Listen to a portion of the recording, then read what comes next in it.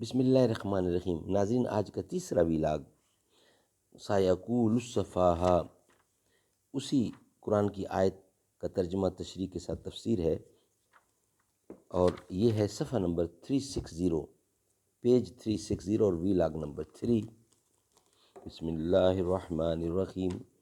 ناظرین، معارف القرآن جلد اول سورۃ الفاتح سے سورۃ بقرہ، پارہ اول تا پارہ تیسرا، رکوع 8واں۔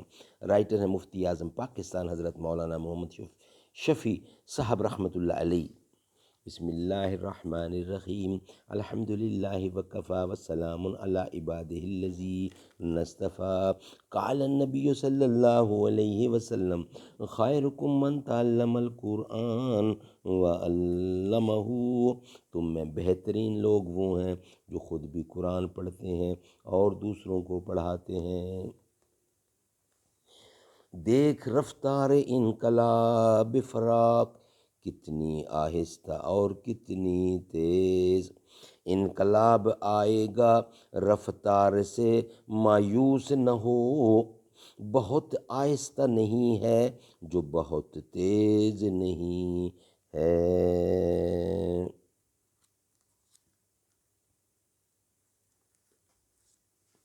Vlog number 3، page 360۔ دین اسلام نے جو در حقیقت تمام انبیاء علیہ السلام کا دین ہے،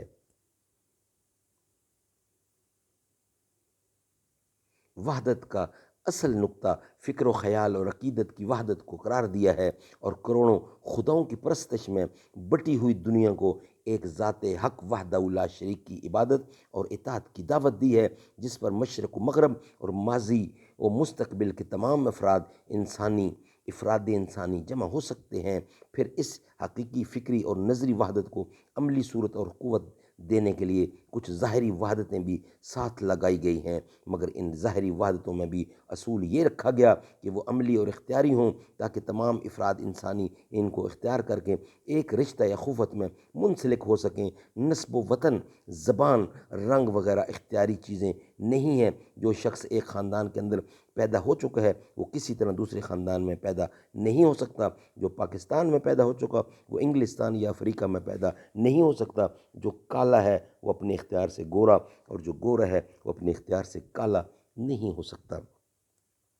اب اگر ان چیزوں کو مرکز وحدت بنایا جائے تو انسانیت کا سینکڑوں بلکہ ہزاروں ٹکڑوں اور گروہوں میں تقسیم ہو جانا ناگزیر ہوگا۔ اس لیے دین اسلام نے ان چیزوں سے جن سے تمدنی مفاد وابستہ ہیں، ان کا پورا احترام رکھتے ہوئے ان کو وحدت انسانی کا مرکز نہیں بننے دیا۔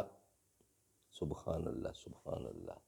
ناظرین، انشاءاللہ اس کے بعد ویلاگ نمبر 4 کے ساتھ آپ سے ملاقات ہوگی۔ آج کے 3 ویلاگ ہمارے کمپلیٹ ہوئے۔ مدینہ ہے جہاں پر سید ابرار رہتے ہیں، دل مضطر ٹھہر جا یہاں تیرے غم خوار رہتے ہیں۔